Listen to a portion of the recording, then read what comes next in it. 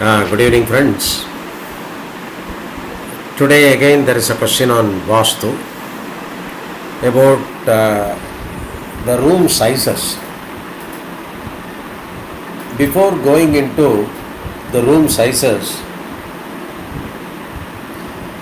we should know how to allot different rooms in different directions in a plot, in a construction. See, you have 4 directions: east, north, west and south, and you have 4 sub-directions like northeast, northwest, southeast and southwest. The east side is called, it is ruled by Indra, and north side is ruled by Kubera, and west side is ruled by Varuna, and south side is ruled by Yama. The northeast side is ruled by Isana. The northwest is ruled by Vayu, and southwest is ruled by Nirruti, and southeast is ruled by Agni. So when southeast direction is ruled by Agni, you have to keep your kitchen in the southeast direction. This is a simple rule. Just opposite northwest direction, you have to keep a septic tank, guest room, your toilets, etc. In the northeast direction, which is ruled by Isana means ruled by Shiva, you have to keep your puja room as well as rooms for any elders. And just opposite to that, southwest, it is ruled by Nirruti. So here you can keep your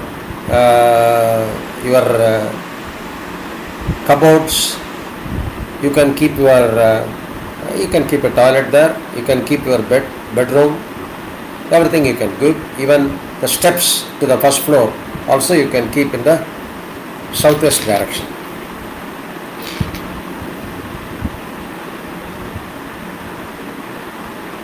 In the north direction, you keep children's room, and in the south direction, you keep your bedroom or storeroom or steps like that. As far as dimensions are concerned,